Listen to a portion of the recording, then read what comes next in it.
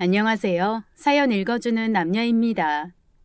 쉽게 내뱉을 수 있으면서도 파급력이 강한 것은 말만한 게 없는 것 같은데요. 그래서 항시 말조심을 해야 한다고 하죠. 지금 보시는 그림에 귀여운 아이가 있네요. 그리고 화분에는 작은 녹음기가 있는데요. 이들에게는 과연 무슨 사연이 있는 걸까요? 그럼 오늘의 사연 바로 시작하겠습니다. 정은우, 아직 멀었어? 이러다 학교 늦겠다. 잠시만, 다 돼가. 아침마다 전쟁이 벌어집니다.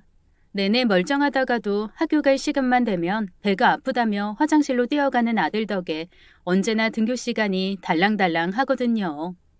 애타는 제속도 모르고 느긋하게 볼일을 마친 아들의 손을 잡고 뛰다시피 학교로 갔습니다. 다행히 지각은 면할 모양이네요. 교문 앞에서 아들의 옷매무새를 다듬어 주었습니다. 오늘도 친구들이랑 사이좋게 놀고 와. 응, 근데 지은이랑은 사이좋게 못 놀 거야. 왜? 지은이는 네 짝꿍이잖아. 제일 사이좋게 놀아야 할 친구인데. 지은이랑 싸웠어? 왜 싸운 건데? 지은이가 나보고 거짓말쟁이라고 그러잖아. 나 거짓말 안 하는데. 지은이가 왜 그런 말을 한 건데?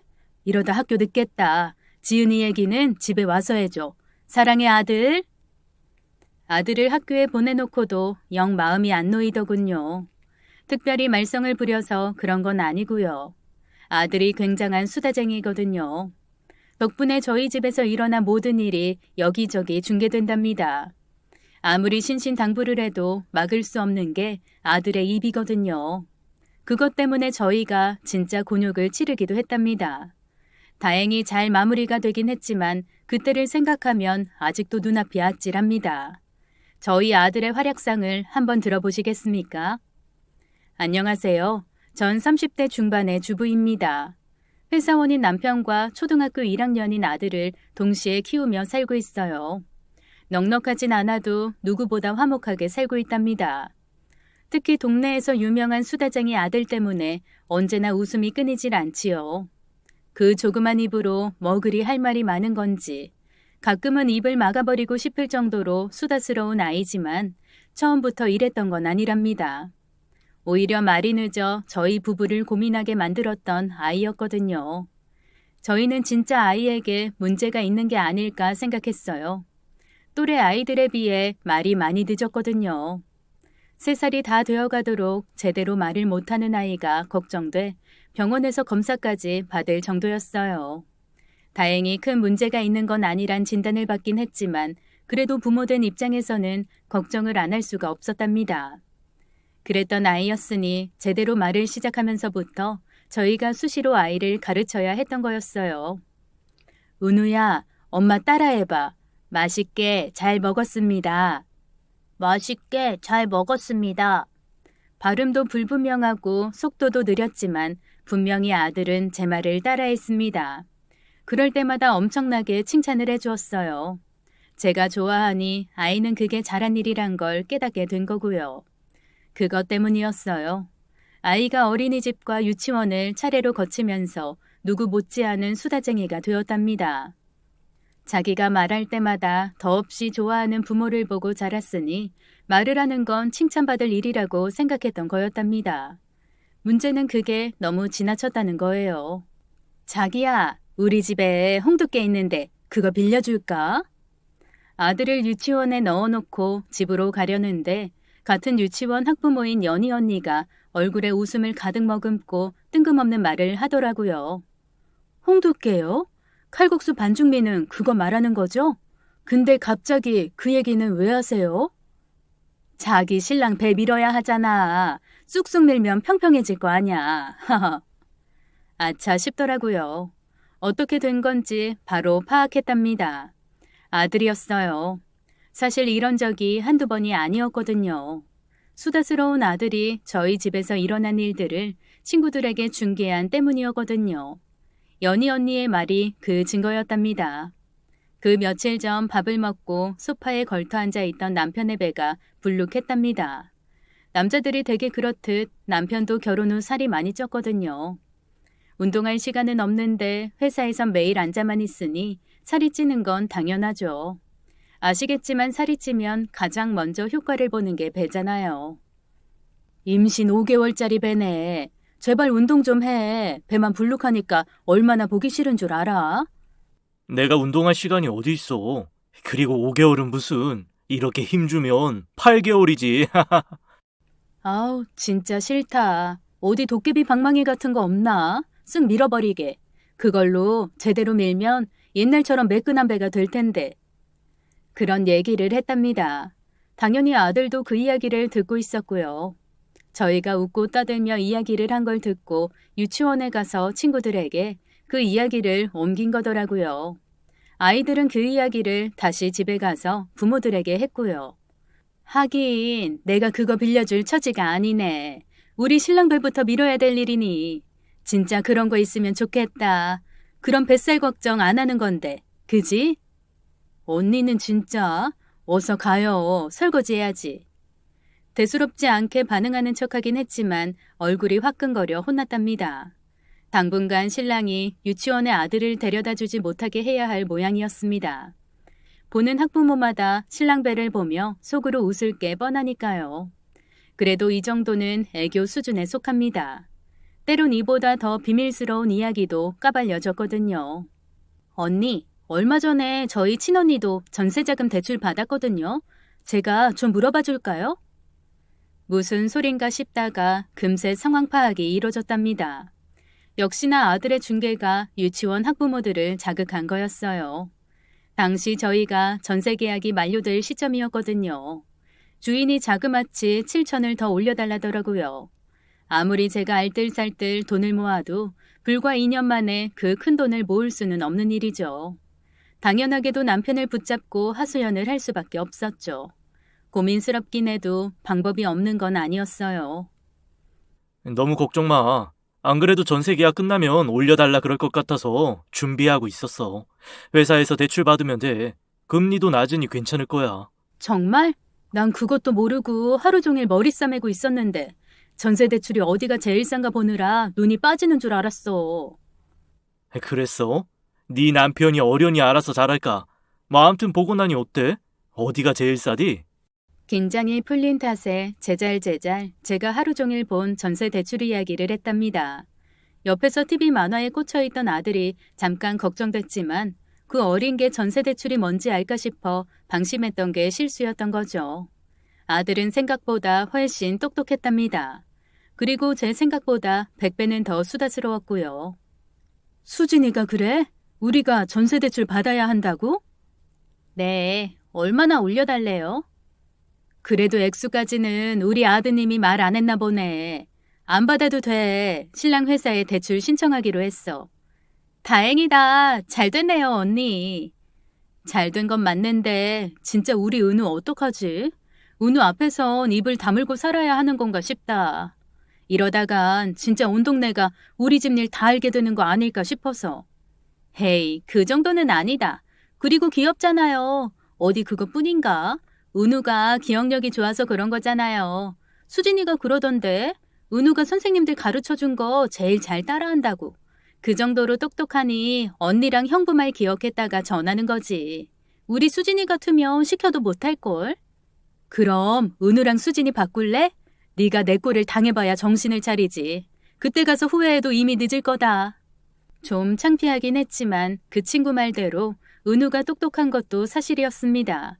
그러니 저희 부부가 나눈 말을 다 기억했다가 친구들에게 떠벌리는 거겠죠. 문제는 그걸 전달하는 과정에서 이야기가 많이 왜곡된다는 거였습니다. 그게 바로 히틀러 사건이었습니다. 최근 들어 가정학대에 관한 뉴스들이 잦아지지 않았습니까? 세상 모든 범죄가 다 나쁜 거지만 그 중에서도 가장 나쁜 게 아이들을 대상으로 이루어지는 아동학대라고 생각하거든요.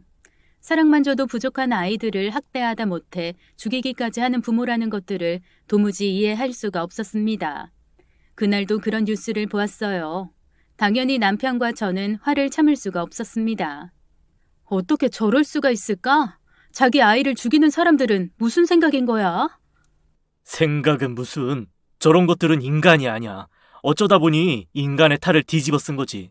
저런 것들은 진짜 재판할 것도 없이 죽여야 돼. 히틀러가 살아있었어 봐. 저런 것들은 바로 독가스실에 쳐넣었을걸? 그래도 독가스실은 좀 요새 그러면 당장 탄핵당하지 않을까? 이 탄핵이라니. 난 만약에 어떤 대통령 후보가 저런 사람들 독가스실에 무조건 넣겠다고 공약하면 무조건 그 사람 찍어줄 거야. 그런 사람은 존경받아야 돼. 나쁜 놈들은 제대로 벌을 받아야 정상이잖아. 좀 과격하긴 했지만 남편의 말에 공감할 수밖에 없었습니다. 부모란 사람이 자식을 죽이는 일을 저지르는 게 말이 안 되니까요. 이게 또 탈이 났답니다. 며칠 후 아이를 유치원에 집어넣고 나니 기다렸다는 듯 연희 언니가 절 부르더라고요. 왜요, 언니? 나 이상한 이야기 들었어. 사실이 아닐 거라고는 생각하는데 그래도 넌 알아야 할 것 같아서. 은우가 친구들과 놀던 중에 친구 하나가 방귀를 뀌었답니다. 독한 냄새에 다들 코를 막고 난리를 부렸고요. 그때 은우가 그랬답니다. 우와, 독가스. 이러다 죽겠다. 안 죽어. 우리 아빠 매일 방귀 껴도 엄마랑 나 살아있는걸. 그건 방귀니까. 독가스는 죽어. 그리고 나쁜 사람들은 독가스에 죽어야 된대. 우리 아빠가 그랬어. 히틀러라는 사람이 독가스로 사람들 죽였다고. 사람 죽이면 안 돼. 히틀러라는 사람 나쁘다. 아니야, 좋은 사람이랬어, 우리 아빠가. 바보. 사람을 죽이는 사람이 왜 좋은 사람이야. 우리 엄마는 내가 동생 때리기만 해도 나쁜 짓이라고 손들고 서 있게 하는데. 그건 때린 거니까. 그거랑 달라. 다르긴 뭐가 달라. 히틀러라는 사람은 나빠. 나쁜 사람이야. 아니라고. 우리 아빠가 히틀러라는 사람 존경할 만한 사람이라고 그랬어. 너 존경이 무슨 말인지 알아? 착한 일한 사람한테 하는 게 존경이야. 참 이상하게 꼬였더군요. 그 이야기를 들은 아이들이 집에 가서 자기 부모들한테 히틀러 이야기를 했답니다. 저희 은우가 이야기를 왜곡시킨 것처럼 아이들 역시 잘 모르는 이야기니 대충 말한 거였고요. 결국 이야기는 저희 남편이 히틀러를 존경하는 사람으로 결론 지어졌더군요. 지구상 최악의 인간을 존경하는 사람이 된 셈이니 고운 시선으로 볼 수는 없었겠죠. 졸지에 사이코패스가 되어버린 남편을 변호해야만 했습니다. 연희 언니에게 사정을 다 이야기했어요. 역시 그랬지? 난 뭐가 있을 거라 생각했어. 설마 은우 아빠가 그럴 사람은 아니지. 당연하죠. 세상에 누가 히틀러를 칭찬해요? 아무래도 내가 나서야겠다. 유치원 학부모 중 가장 나이가 많기도 했고 대표적인 스피커답게 연희 언니는 학부모 단톡방에 제가 들려준 이야기를 고스란히 올렸답니다. 덕분에 남편에 대한 오해가 풀리기는 했지만 그 일로 아들에 대한 고민을 심각하게 해야만 했답니다. 그렇다고 아이를 혼낼 일은 아니었어요. 그냥 자기가 들은 이야기를 친구들에게 하는 거였으니까요. 아직 사고가 정립되지 않은 나이다 보니 이야기의 앞뒤가 잘리고 이상하게 살이 붙긴 했지만 나쁜 의도를 가진 것도 아니었고요. 결국 저희 부부는 아직 아들이 조금 더 나이가 들면 알아듣게 이야기하자는 쪽으로 의견을 모았습니다. 조금 더 일찍 그래야 했었어요. 그랬다면 그 일을 겪지 않아도 되었을 테니까요. 발단은 시아버지의 암이 전이된 것에서 시작되었습니다. 5년 전 대장암 판정을 받고 치료에 돌입하신 시아버지의 상태가 그간 괜찮으셨어요. 다행히 1기와 2기 사이에 발견을 해서 고령에도 불구하고 잘 버텨주셨거든요. 계속 그럴 줄 알았는데 그건 희망사항에 불과했답니다. 그 즈음 들어 시아버지의 몸이 많이 안 좋아지셨어요. 암이 다른 부위로 전이가 됐다는 진단을 받으셨답니다. 당연히 시댁엔 초비상이 걸렸어요.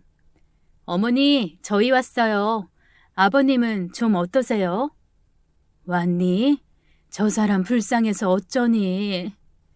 저희를 보자마자 시어머니 눈에 눈물이 가득 고이더라고요. 굳이 묻지 않아도 알 수 있을 만큼 시아버지의 상태는 많이 안 좋아 보이셨어요. 여기저기 달린 줄은 물론이고 산소 호흡기까지 달아야 할 정도셨으니까요. 산소호흡기는 왜? 숨을 잘 못 쉬셔? 그렇단다. 폐로 전이가 됐다더라. 지난번 정기검진 때도 발견되지 않아서 안심하고 있었는데 겨우 4달 만에 이렇게 됐다는 게 믿기지가 않아. 병원에서 뭐래요?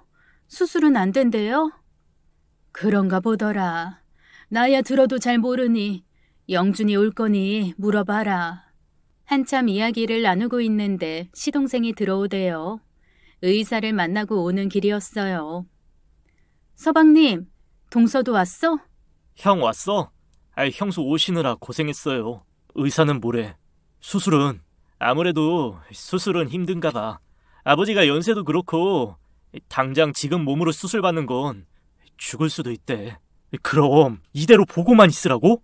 딱히 할 수 있는 게 없대. 그냥 영양소 공급하고 진통제 놓아드리는 정도라는데 의사가 그러네. 어느 정도 마음의 준비를 하는 게 좋을 것 같다고. 너무 급작스러웠습니다. 고령이시라고는 해도 아직 80도 안 되셨는데 특별한 의학적 도움을 줄 수 없다는 게 잘 믿기지도 않았습니다. 이대로 보내드리기엔 제가 아직 갚아야 할 게 너무 많았거든요. 제가 결혼한 지 얼마 안 돼서 아빠가 급작스럽게 뇌출혈로 돌아가셨을 때 누구보다 저를 살뜰히 위로해 주신 분이었어요. 당신이 제 아빠가 되어주시겠다며 울고 있던 저를 달래주신 그분을 이렇게 보내드린다는 게 너무도 슬펐답니다. 그럼에도 제가 할 수 있는 일이 아무것도 없다는 게 너무 속상했습니다. 당장이라도 눈물이 터질 것 같았지만 시어머니 앞에서 그럴 수도 없었답니다. 저보다 더 슬픈 분이 시어머니시니까요. 당신도 울고 싶은 걸 자식들 앞에서 그럴 수 없으니 참고 있는데 제가 눈물을 더하면 병실은 금세 울음바다가 될 거라니 더 그랬습니다. 그렇게 일단 병원을 나섰답니다. 남편과 저는 집에 와서도 시아버님 생각에 힘들었어요.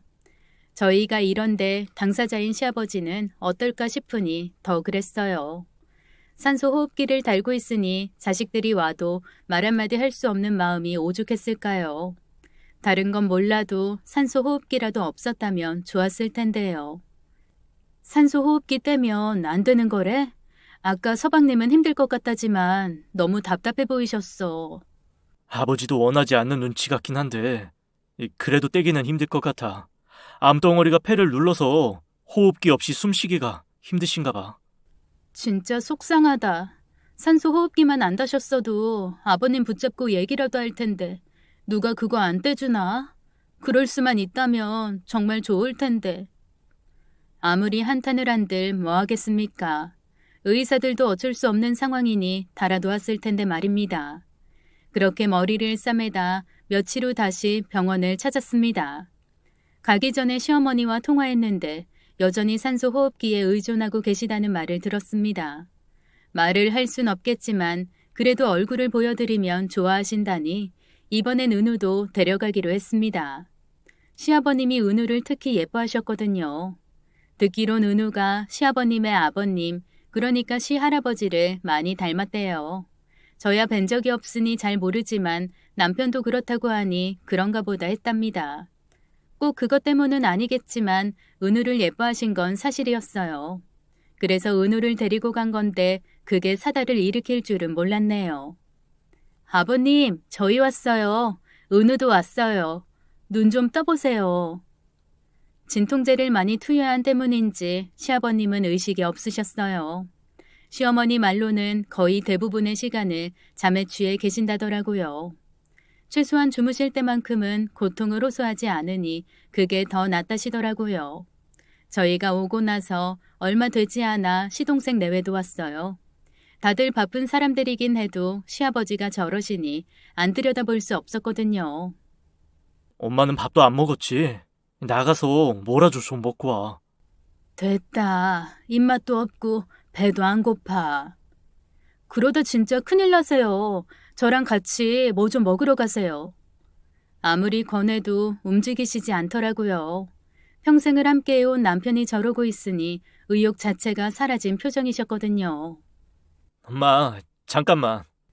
서방님이 시어머니와 식구들을 병실 밖으로 불러냈습니다. 아무리 의식이 없어도 시아버지 앞에서 할 이야기는 아니었거든요. 의사들이 연명 치료할 거냐고 묻던데. 연명 치료가 뭔데?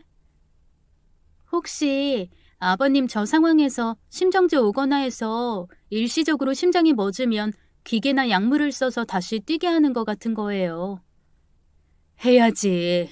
살릴 수 있는 사람을 죽게 놔둬. 엄마 생각은 알겠는데 연명치료가 꼭 좋은 것만은 아니야. 심폐소생술하다 갈비뼈 부러지는 경우도 적지 않고. 아무리 그래도. 그때였습니다. 병실 안에서 응급 신호가 울렸어요.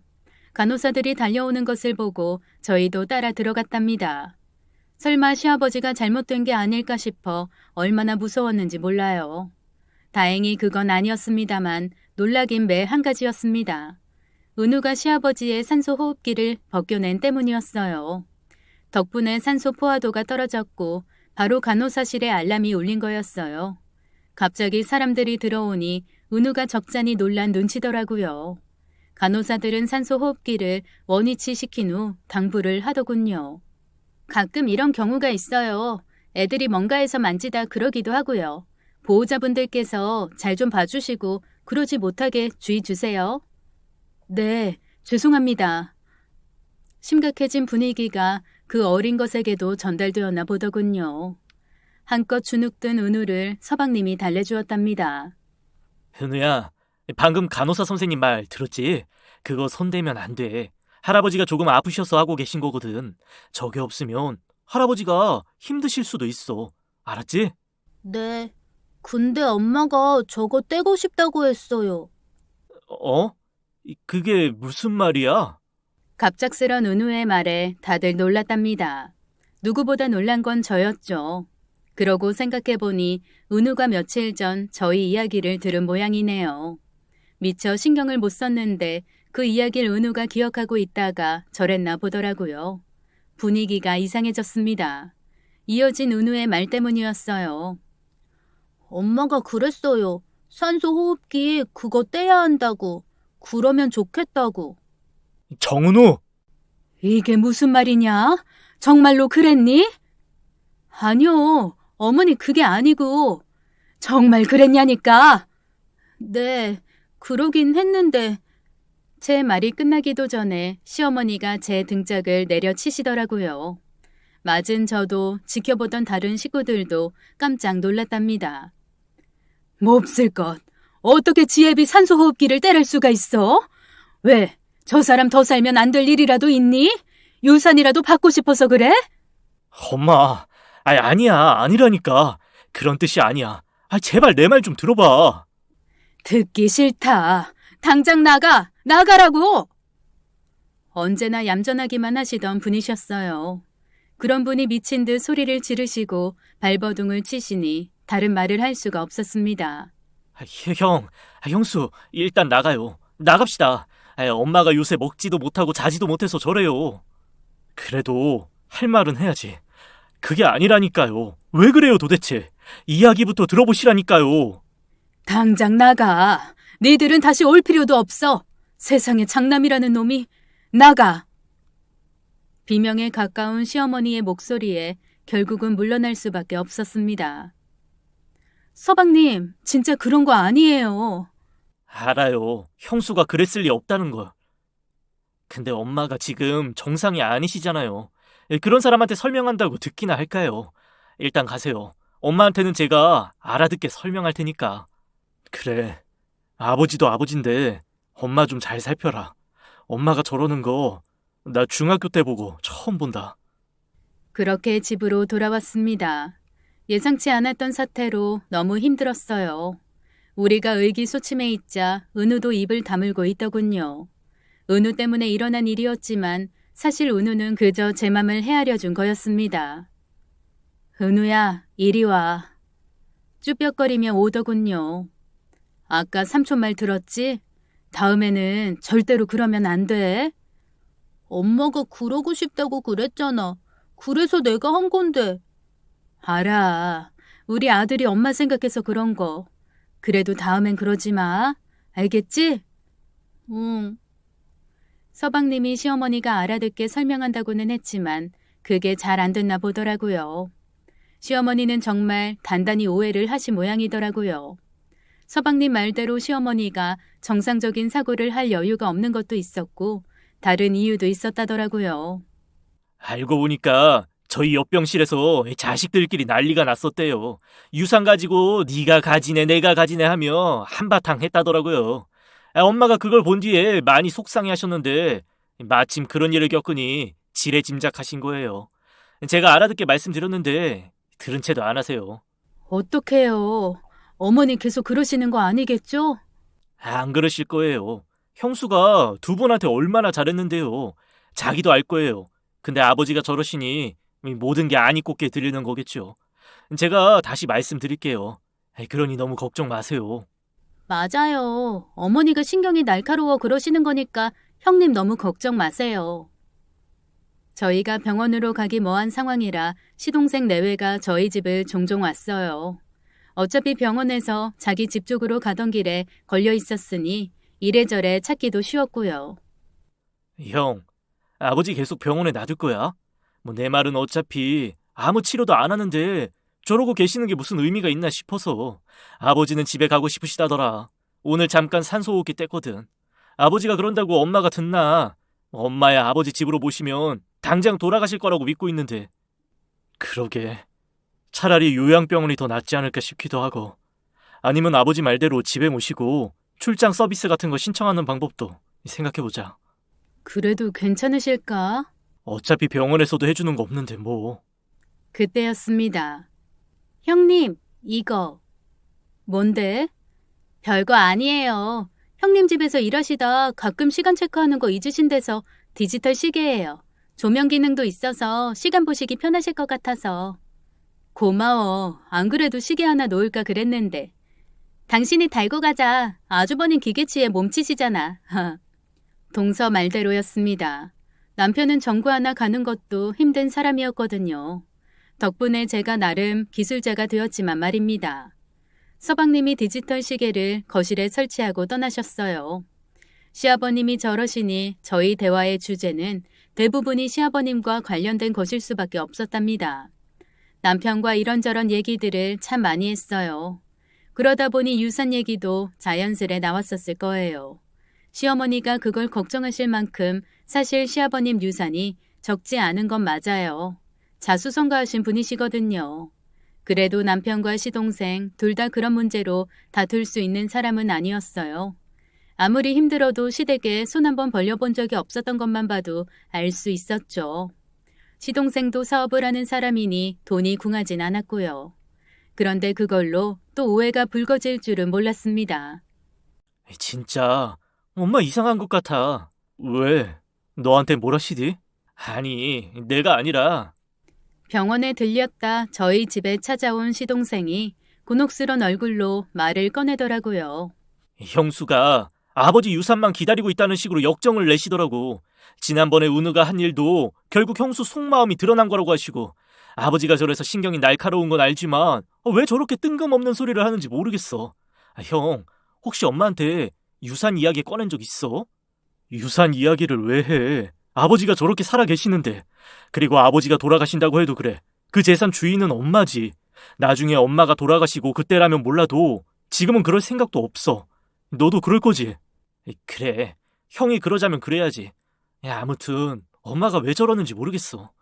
아무래도 엄마가 단단히 오해하는 모양이다. 이러고 있는 게 능사는 아닐 것 같다. 엄마 오해는 풀어드려야지. 병원도 못 가보고 이게 뭐 하는 짓인지. 그래. 엄마가 내 말 들으려고도 안 해. 나보고도 그러더라. 형수한테 약점 잡힌 겨 있냐고. 그래서 형수 편 드냐고. 형이 와서 직접 이야기해. 그런 거 아니라고. 형 말은 듣겠지. 저 몰래 그런 이야기를 나누었다더라고요. 제가 들으면 속상해할 것 같아서 그런 거였답니다. 시동생의 배려에도 불구하고 제가 속상해할 일은 거기서 끝나지 않았답니다. 결국 며칠 뒤 저희는 병원을 찾았습니다. 시어머니의 오해를 방치해둘 수 없었기 때문이었어요. 근데 시작부터 쉽지가 않았습니다. 저희가 병실을 들어서자마자 시어머니가 노발대발 하셨거든요. 니들이 여기 왜 와? 당장 나가! 엄마 좀. 이 영준이한테 들었어. 우리가 유산 타령했다면서. 오해라고. 아버지가 떠나지도 않았는데 유산 이야기를 왜 해. 그리고 아버지 돌아가셔도 그래. 영준이랑도 말했어. 우리 유산 안 받기로. 엄마 앞으로 다 돌릴 거야. 그러니 오해 풀어. 오해? 내가 모를 줄 알고? 너는 몰라도 애미는 다를 거다. 정 궁금하면 애미한테 물어보든가. 갑자기 화살이 저한테로 날아오더군요. 너무 어이없었지만 그게 아니었으니 할 말은 해야겠더군요. 어머니, 저 유산 이야기 한 적 없어요. 진짜예요. 믿어주세요. 들은 사람이 있다는데 어디서 거짓말이야? 들어요? 누가요? 저희 그날 이후 어머니 처음 뵙는 건데. 계속 그렇게 발뺌한다 그 말이지? 네 동서가 그러더라. 네가 유산 가지고 싶다 그랬다고. 그래서 전세 대출도 갚고 집도 좀 고치고 싶다고. 동서가요? 저 동서한테 그런 말 한 적 없어요. 제발 좀 믿어주세요. 걔한텐 하진 않았겠지. 너랑 성준이가 한 말이니까. 은우가 다 들었대. 그래서 지 숙모한테 말해줬고. 왜? 아무도 모를 줄 알았니? 남말은 새가 듣고 반말은 쥐가 듣는 법이야. 은우가 재수 씨한테 그렇게 말했다고? 엄마가 잘못한 거야. 아니, 은우가 대충 듣고 그런 거야. 다시 말하자면 나도 그렇고 집사람도 유산 욕심 안 낸다니까. 안 믿는다. 니들이 내 앞에서나 이러지. 둘이 있으면 또 무슨 작당을 할지 내가 어떻게 알아? 엄마는 그렇게 자식을 몰라? 내가 단 한 번이라도 아버지한테 어렵다고 손 벌린 적 있어? 그래, 당장 지난번 전세금 올리라는 것도 회사에서 대출받았어. 내가 유산 욕심 따위가 있었으면 그랬겠어? 당장 아버지한테 손 벌리지. 더 믿었던 놈들이니까 이러는 거지. 다른 놈이 그랬으면 그나마 이러지도 않어. 내가 니들 둘을 얼마나 믿었는데. 금세라도 우실 것 같은 표정이시더라고요. 오해하신 부부는 서운했지만 시어머니 심정이 이해가 가지 않는 건 아니었습니다. 당신 말대로 시어머니는 남편과 제게 참 많이 기대신 분이거든요. 장남이고 큰 며느리였으니까요. 그리고 잘 하기도 했고요. 그런 자식들이 유산 앞에 눈이 벌거졌다 싶으니 더 그러신 거였어요. 아무리 해도 안 되겠다 싶으니 결국 남편이 특단의 발언까지 했답니다. 알았어. 엄마가 날 못 믿겠다니 이렇게 하자. 이렇게라니? 동훈이 알지? 내 친구. 엄마한테 매일 밥 달라던 그놈. 그래 알지. 성공했다면서.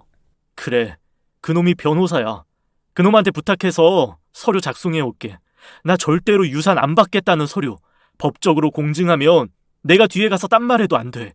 그렇게 해주면 내 말 믿을 거지. 그제야 한풀 꺾이시더군요. 자식이 그렇게 말하는데 안 믿을 수도 없지 않습니까?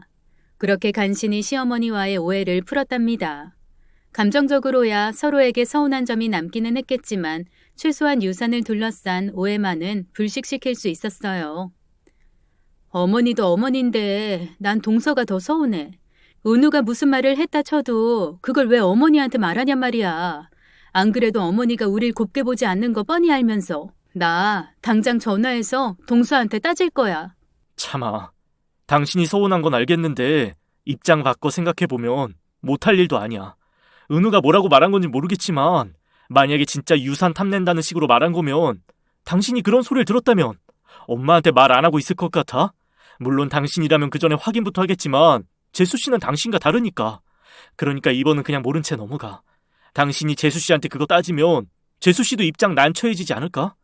뭐 어쨌든 엄마 오해는 풀었잖아. 속상한 걸로 치면 몇 번을 따지고 묻고 화내야 했지만 남편 말대로 집안이 어지러운데 며느리들까지 의가 상하면 안 되겠다 싶어 넘어가려고 했습니다. 은우를 혼내기 전엔 분명히 그랬습니다. 집에 돌아온 남편이 은우를 불러 전에 없이 따끔하게 혼을 냈어요. 그런 적이 거의 없었거든요. 혼을 낼 일이 있어도 그건 언제나 제 몫이었어요. 남편은 항상 혼나고 난 은우를 달래주는 역할이었답니다. 그게 저희만의 룰이었거든요. 근데 남편이 그 룰을 어기면서까지 은우를 직접 혼냈다는 건 그만큼 남편도 속이 상했다는 뜻이었어요. 정은우, 너 숙모한테 이야기했다며. 이제 그러면 안 돼. 아빠 말 알겠지? 응, 알았어. 안 그럴게. 그런 이야기는 엄마 아빠 말고 하면 안 돼. 응, 근데 엄마가 로봇 안 사주잖아. 그래서 숙모한테 말한 거야. 로봇이라니? 너 숙모한테 로봇 사달라고 했어? 그 이야기만 한 거야? 응, 숙모가 로봇 사준댔어. 그럼 그것도 받으면 안 돼? 혼나는 와중에도 로봇이 갖고 싶은 아들을 보자 비로소 머리가 돌아가더라고요. 생각해보면 저희가 아버님 얘기를 한 건 대부분 늦은 시간, 안방 침실에서 한 게 전부였거든요. 어두운 이야기니 굳이 애 앞에서 할 건 아니다 싶어서요. 물론 거기엔 지난번 산소호흡기 사건도 어느 정도 영향을 미치기도 했죠. 아들, 정말 로봇 사달라는 이야기만 했어? 응. 말하기 좋아하는 녀석은 맞지만 거짓말은 안 하는 아이였어요. 은우는 동서에게 로봇 사달라는 이야기만 했다는 뜻이었죠. 그러자 뭔가 의심스럽다 싶어졌어요. 아들을 자기 방으로 보내고 남편과 이야기를 했답니다.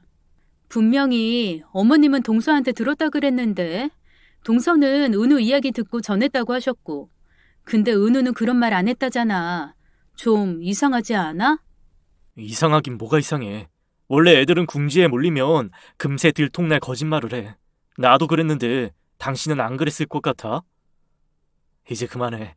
설마 재수씨가 없는 말 한 것도 아닐 테고 뭐 어쨌든 잘 풀렸잖아. 그렇게 일단락되긴 했지만 못내 찝찝한 생각을 떨치기는 어려웠답니다. 거기서 멈췄더라면 봉합되었을 거였어요. 그게 아니었다는 게 문제였답니다. 그 사건 이후 정말로 남편은 시어머니에게 유산 포기각서를 건넸답니다. 엄마 이게 뭔데? 유산 포기각서? 뭐야? 진짜로 만들어 올 줄은 몰랐던 눈치셨어요. 시어머니가 좀 당황해 하시더라고요. 더 당황한 건 시동생이었어요. 이게 뭐냐고? 설마 엄마가 시킨 거야? 대답 좀 해봐. 시어머니도 남편도 입을 떼지 않았습니다. 다들 왜 그래? 엄마는 진짜 형을 몰라서 그러는 거야? 아버지가 이거 보면 참 좋아하시겠다. 형이 만들었으니 나도 만들어? 그래야겠네. 그래야 엄마 마음도 놓일 거고. 여보, 왜 그래? 시동생 말에 동서가 손사래를 치더라고요. 그러면 안 되니 그러는 거겠죠. 동서가 돈 욕심이 적지 않거든요. 따지고 보면 대기업 잘 다니던 시동생이 사업을 시작한 것도 동서의 돈 욕심이 한 몫을 한 것도 사실이고요. 그러니 시동생의 재산 포기 발언에 저렇게 놀란 거겠죠. 시동생이 저러자 시어머니가 비로소 꼬리를 내리셨답니다. 아니다. 내가 진짜 미쳤나 보다. 네 아버지가 저러니 내가 바보 같은 생각만 하는구나. 미안하다. 그제야 시동생이 숨을 돌리더라고요. 다들 좀 진정하자. 아버지 안 돌아가셔. 그러니까 우리 이러지 말자. 이건 내가 찢을게. 이젠 필요 없을 거니. 시동생이 남편이 가지고 온 각서를 박박 찢으면서 그간 저희를 둘러싼 갈등이 다 해소되는 듯 보였습니다.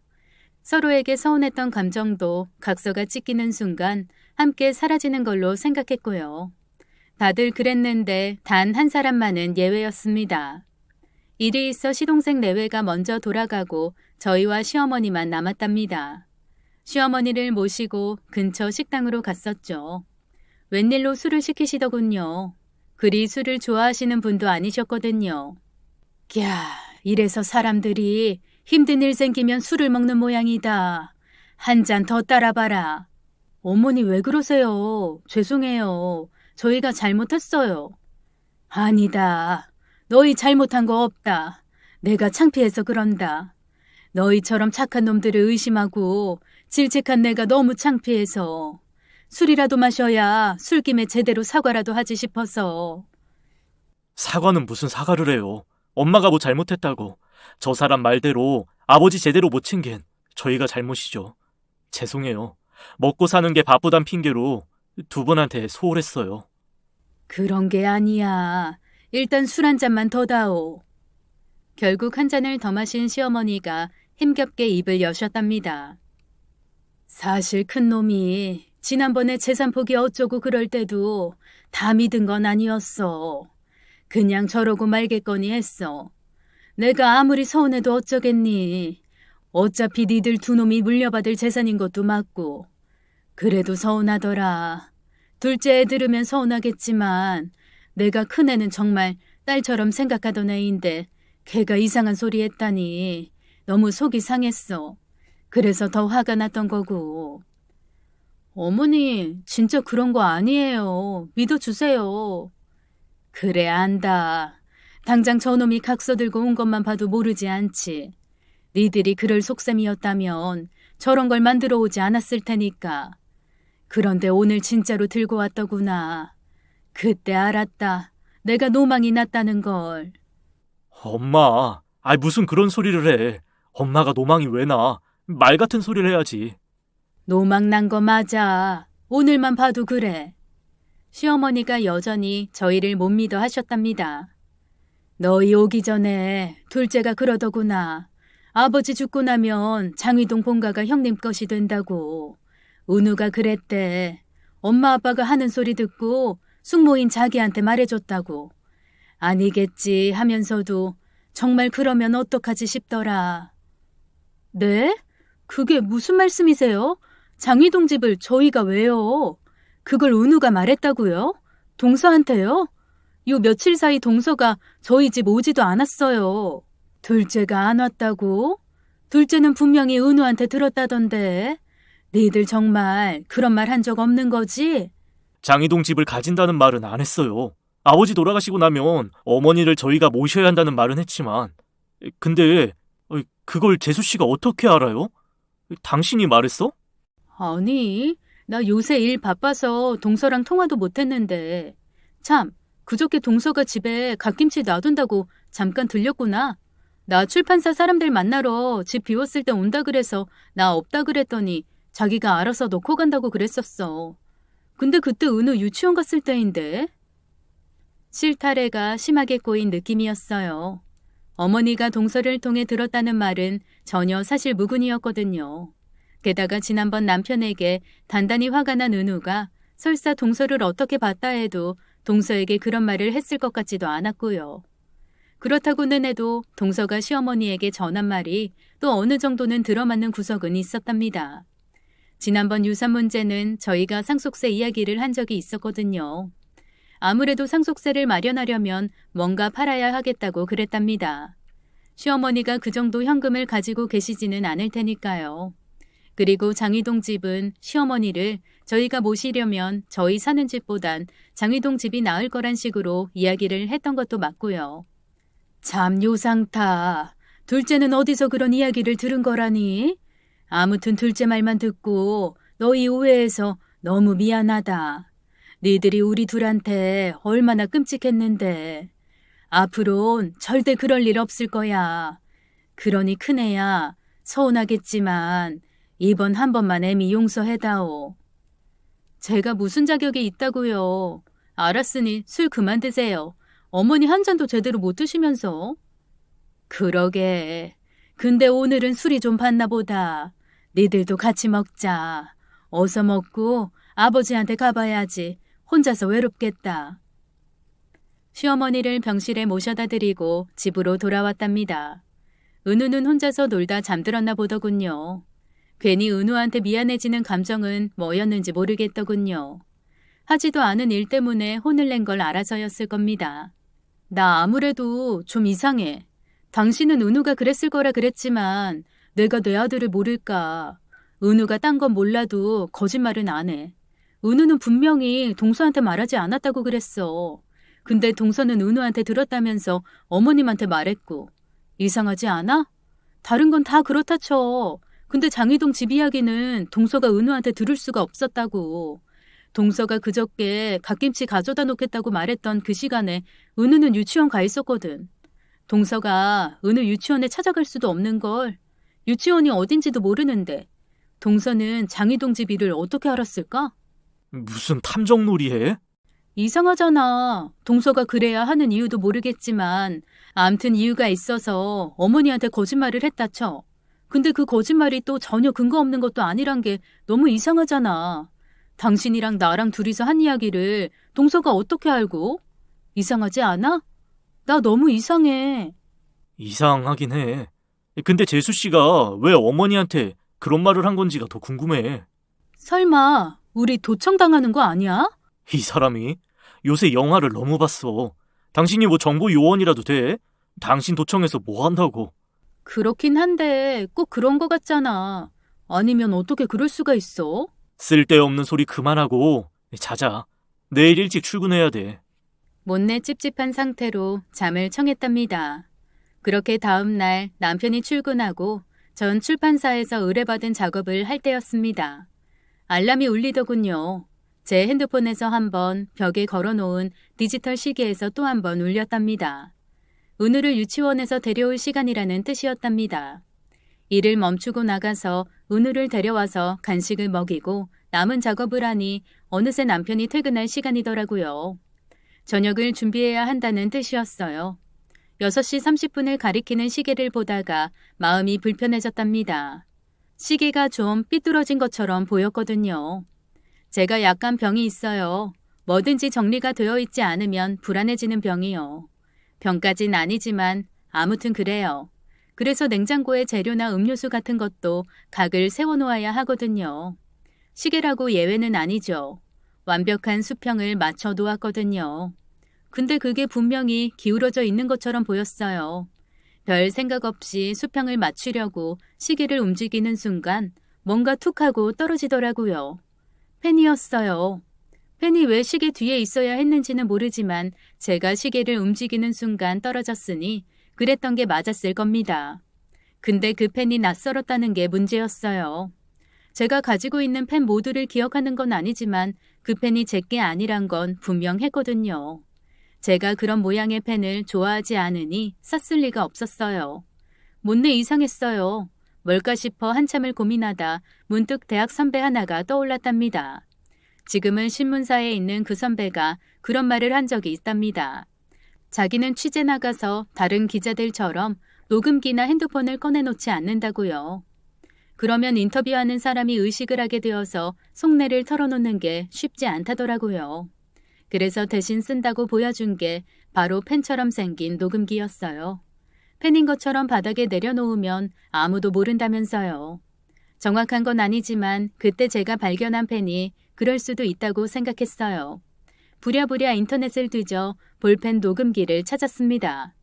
역시 제 생각이 맞았답니다. 제가 남편에게 우스갯소리처럼 말한 상황이었던 거였죠. 누군가가 저희 이야기를 몰래 듣고 있는 건 말입니다. 무섭더라고요. 저같이 평범한 사람에게도 이런 일이 일어난다는 사실이요. 그때 문이 열리고 남편이 들어섰답니다. 물끄러미 볼펜을 들고 있는 제가 이상해 보였을까요? 뭐해? 왔어? 남편에게 말해야 할까 말까 고민했습니다. 그래도 남편은 알아야 했어요. 결국 녹음기의 정체를 말했답니다. 진짜야? 그게 녹음기라고? 당신이 어디서 선물 받은 거 아니야? 아니, 나야 그런 거 쓸 일이 없으니 나는 아니고. 그럼 당신밖에 없잖아. 나 아니야. 내가 받았으면 모를까. 나도 아니고 당신도 아니라면 누구야? 그게 왜 집에 있어? 게다가 감춘 것처럼 시계 뒤에 있었다면서. 좀 무서운데? 혹시 당신 국정원 그런 거야? 웃을 일이 아니었습니다. 말도 안 되는 일이지만 그 녹음기의 주인이 누군지 알 것 같았거든요. 설마 재수 씨가 왜 그래? 말이 안 되잖아. 당신한테 말 안 했는데 아무래도 유산 때문인 거 아닐까? 우리가 못 받으면 그게 다 서방님 건데.